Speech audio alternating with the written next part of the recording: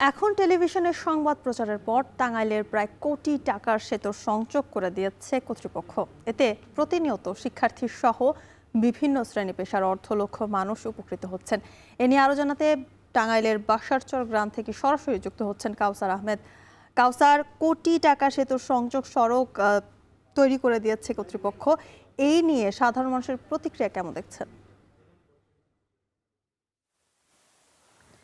জি, এখন সাধারণ মানুষ খুবই খুশি। তারা বলছেন যে এখানে বৃষ্টি থাকলেও প্রায় কয়েক বছর এই অঞ্চলের মানুষের চরম ভোগান্তি পোহাতে হচ্ছে। তারা জানিয়েছিল যে এই লোহজং নদীর উপরে যে ব্রিজটি নির্মিত হয়েছিল এলজিডির অর্থায়নে, পরবর্তীতে এই সংযোগ সড়ক না থাকায় এই উভয় পাশে সরকারি প্রাথমিক বিদ্যালয়, মাধ্যমিক বিদ্যালয়, মাদ্রাসা সহ বিভিন্ন শিক্ষা প্রতিষ্ঠান রয়েছে। আর এছাড়াও হাট বাজার রয়েছে।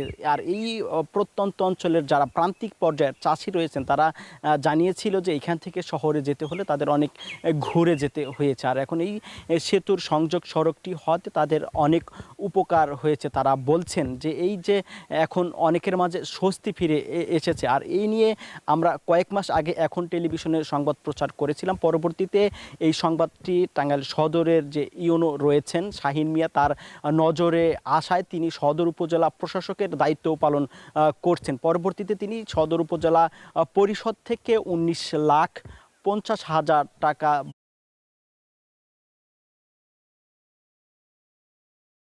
উভয় পাশে প্রায় 145 মিটার সংযোগ সড়ক এবং নদীর পাড়ে ব্লক ফেলে দিয়েছেন। এছাড়াও আমার ডান পাশে যে সড়কটি রয়েছে এখানে ইটের সোলিং করে দিয়েছে। এতে করে এই প্রত্যন্ত অঞ্চলের যারা সাধারণ মানুষ রয়েছেন তাদের ব্যাপক উপকার হচ্ছে। আর এখানে আমি আসার পরে কয়েকজন মানুষ এসেছেন, তারা বলছেন যে আগে তাদের রোগী নিয়ে হাসপাতালে বা পার্শ্ববর্তী যে পল্লী চিকিৎসকের কাছে যেতে তাদের চরম দুর্ভোগ পোহাতে হতো বা কয়েক কিলোমিটার ঘুরে যেতে হতো। এতে করে তারা সেই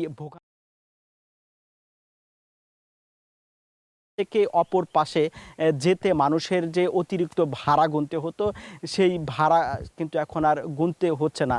যার ফলে এই সাধারণ মানুষ, বৃদ্ধ পিতামাতা এবং যারা শিক্ষার্থী রয়েছেন, শিক্ষার্থী, ব্যবসায়ী, প্রান্তিক পর্যায়ের কৃষক সকলেরই উপকার হয়েছে। তারা বলছেন যে ইতিপূর্বে ব্রিজ নির্মাণের যে নিম্নমানের কাজের অভিযোগ থাকলেও যে সংযোগ সড়ক হয়েছে সেই কাজের মান নিয়ে কারো কোনো অভিযোগ নেই। তো যুথিকা, এই ছিল আমার কাছে টাঙ্গাইল থেকে সর্বশেষ তথ্য।